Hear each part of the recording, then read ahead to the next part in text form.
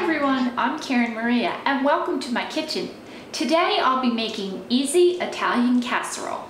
Now I don't always cook Italian, but I often do because it is a part of my heritage. But I also like to make light, healthy vegetarian meals and some southern food because I live down south.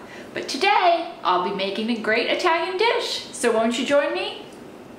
I'm going to be putting up a list of all the ingredients at the end of this video. But basically you're going to start out by browning a package of ground beef. Now I have used 2.5 pounds of ground beef because I'm going to be feeding 6 people.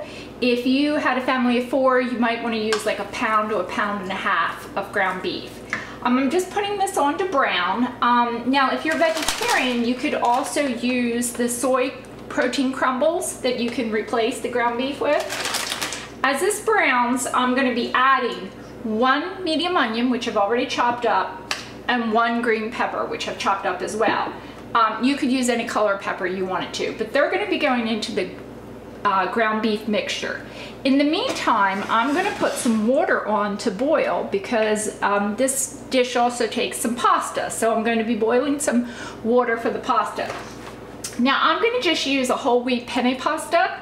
You could use any type of small pasta that you want for this dish.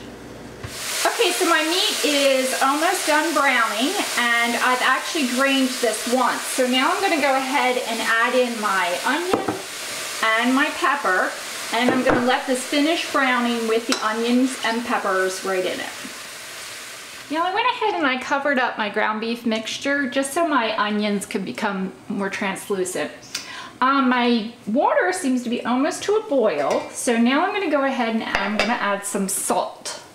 Now in Italy, they say that pasta should be cooked in water that tastes like it comes from the sea.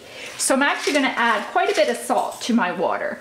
If you don't want to add that much salt, you don't have to, but that's just the way I've learned to cook it. And now I'm going to add my box of pasta.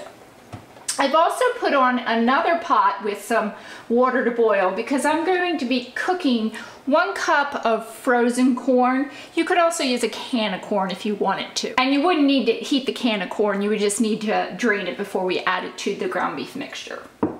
So my water for my corn has come to a boil, so I'm just going to go ahead and add in my cup of frozen corn.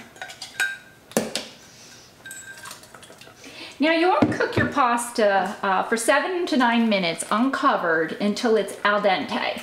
Now al dente literally translates in Italian to mean to the tooth. So you want your pasta to be just a little bit crunchy. You never want it to be pasty or gluey tasting. Okay, so this pasta looks perfect and now I'm just going to drain it. I've transferred my ground beef mixture into a large bowl because now I'm going to start adding all my other ingredients into my ground beef mixture. So now I'm just going to add my drained pasta.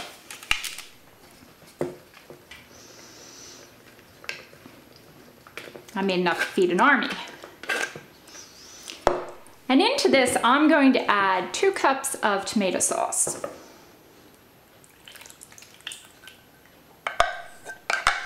I'm also going to be putting the corn into this mixture and 1 tomato, which I'll dice up. So my tomatoes and corn are now in my ground beef mixture, and I'm going to add another 1.5 cups of tomato sauce. So in all, I've used 1 large can, a 28-ounce can of tomato sauce. So now what I want to do is transfer my ground beef mixture into my casserole. I'm going to sprinkle it with some Parmesan cheese, just a little bit, and then I'm going to be placing this in the oven for 30 minutes on 325. I've just taken the casserole out of the oven and it looks and smells absolutely delicious. That's how you make easy Italian casserole. Read my blog and don't forget to subscribe. Bye everyone!